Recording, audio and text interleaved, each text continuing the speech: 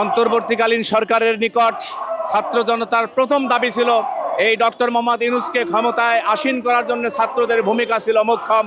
বাংলাদেশের গর্বিত সেনাবাহিনীর কাছ থেকে এই দাবি তারা আদায় করেছিল অত্যন্ত সুকৌশলে এবং গণদাবিতে পরিণত হয়েছিল যে ডক্টর মোহাম্মদ ইউনূস বাংলাদেশের শাসন ক্ষমতা এই মুহূর্তে নেবেন।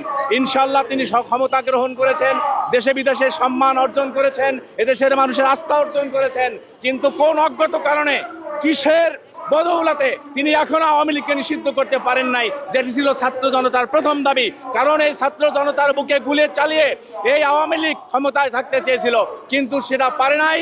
অসংখ্য ছাত্রদের জীবন দিয়েছে, আবু সাঈদ সহ যে সকল ছাত্ররা জীবন দিয়ে প্রমাণ করেছে বাংলাদেশের জনগণের যৌক্তিক দাবি হচ্ছে এদেশের একটি সংখ্যাগরিষ্ঠ জনগণ, এদেশে ইসলামী মূল্যবোধের জনগণ, এদেশে একটি স্বাধীন সার্বভৌম রাষ্ট্র হিসাবে তারা স্বাধীনভাবে বসবাস করবে। সেই স্বাধীন রাষ্ট্রকে শেখ হাসিনা একটি পরাধীন রাষ্ট্রে পরিণত করে ভারতের গোলাম এবং দাসে পরিণত করেছিল। সুতরাং এই আওয়ামী লীগকে নিষিদ্ধের দাবি এখন গণদাবিতে পরিণত হয়েছে। এই অন্তর্বর্তীকালীন সরকার যদি এই আওয়ামী লীগকে নিষিদ্ধ না করে ছাত্রলীগের মতো, তাহলে অনতিবিলম্বে এদেশের জনগণ আবার অন্তর্বর্তীকালীন সরকারের বিরুদ্ধে আন্দোলন করবে। সেই আন্দোলনের জনগণ বিজয় হবে। সুতরাং এখানের জনগণ বাংলাদেশের সকল মসজিদ, মাদ্রাসা এবং খানকা সহ সকল শ্রেণী পেশার মানুষ, স্কুল, কলেজ, বিশ্ববিদ্যালয়, মাদ্রাসা সহ সকল শিক্ষা প্রতিষ্ঠানের জনসাধারণ এই আওয়ামী লীগকে এখন নিষিদ্ধ চাচ্ছে। আওয়ামী লীগ হচ্ছে চতুষ্পদ জানোয়ারের চেয়ে নিকৃষ্ট। তারা কি করে সুস্থ মানুষ এবং ছাত্রদের বুকে গুলি চালিয়ে ক্ষমতায় থাকতে চেয়েছিল। সুতরাং আবার তারা রক্ত পিপাসু। এবারে যারা আওয়ামী লীগের পক্ষে কথা বলে, স্বৈর শাসকের পক্ষে কথা বলে, তারাও আওয়ামী লীগের দোষর, তাদেরকেও বিচারের আওতায় আনতে হবে। এই জিএম কাদেরকেও গ্রেপ্তার করতে হবে, 14 দলের নেতাকর্মীদের গ্রেপ্তার করতে হবে, যারা আওয়ামী লীগের এই প্রশ্রয় দিয়েছে 15টি বছর, দেশের ধন সম্পদ টাকা পয়সা লুটপাট করেছে, বিদেশে পাচার করেছে, তাদেরকেও গ্রেপ্তার করতে হবে।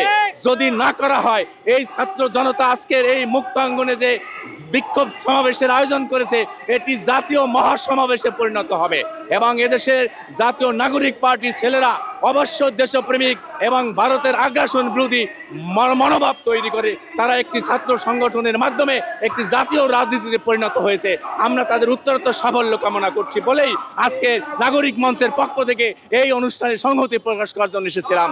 বিএনপির বিষয়ে কথা হচ্ছে, জিয়াউর রহমানের রক্ত বহমান তারেক রহমানের শরীরে। তারেক রহমান এই মুহূর্তে বিদেশে আছেন প্রবাসী জীবনে। এদেশে যারা রয়েছে তারা দিনে বিএনপি, রাতে আওয়ামী লীগ করে। সুতরাং তারা আওয়ামী লীগ এবং ভারতের দালাল দোসর হিসাবে কাজ করে বলেই তারা এখন আওয়ামী লীগকে তারা সেভ করতে চাচ্ছে, এক্সিট দিতে চাচ্ছে, নিরাপদ এক্সিট। এটি তারা যদি করে, আওয়ামী লীগের যে পরিণত হয়েছে তার চাইতে ভয়াবহ পরিণত বিএনপির জন্য অপেক্ষা করছে। কারণ এদেশের মানুষ অত্যন্ত সহজ সরল এবং ইসলাম প্রিয়। যদি একবার বেঁকে যায় তাহলে কিন্তু তারা কখনো আর আপোষকামিতায় আসে না। সুতরাং আমরা বলতে চাই, বিএনপি সতর্ক হয়ে যান। বিএনপির ছত্র ছায়ায় যদি আওয়ামী লীগ এসে যায় তাহলে আওয়ামী লীগের চাইতেও ভয়াবহ পরিণত হবে বিএনপির, আর সেজন্য লাভবান হবে এদেশের ইসলামী দলগুলি। সুতরাং ইসলামী দলগুলি ইতিমধ্যেই ঐক্য করেছে, আগামীতে একটা বাক্য তারা দিতে চায়, একটি প্রতীক তারা দিতে চায় ইসলামের পক্ষে।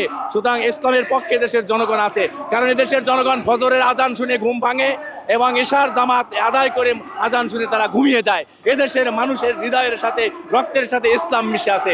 ইসলামের বিরুদ্ধে যারাই অবস্থান গ্রহণ করবে তারাই ধ্বংসস্তূপে পরিণত হবে। আসলে খুনি স্বৈরাচার, পতিত স্বৈরাচার শেখ হাসিনা হিংসাপরায়ণ। তিনি তো শুধু আইসিইউতে নাই, আইসিইউ সিসিইউ অতিক্রম করে মৃত্যুর সজ্জায় শায়িত আছে ভারতে। সে এখন তার নেতাকর্মীদেরকে চাঙ্গা রাখার জন্য মাঝে মাঝে অডিও ভিডিও বার্তা দিয়ে এদেশের মানুষকে সুরসুরি দিচ্ছে। এদেশের জনগণ এবং ছাত্র জনতা বোঝে, এটি যদি বন্ধ করা না হয়, এদেশে যদি প্রতিবাদ করা না হয়, তাহলে এটা আস্তে আস্তে ঘনীভূত হয়ে এবার একটা শক্তিতে পরিণত হতে পারে। তাই এই মুহূর্তে আওয়ামী লীগের দোসর এবং আওয়ামী লীগের রাজনীতি নিষিদ্ধ করতে হবে, এটা সময়ের দাবি হয়েছে।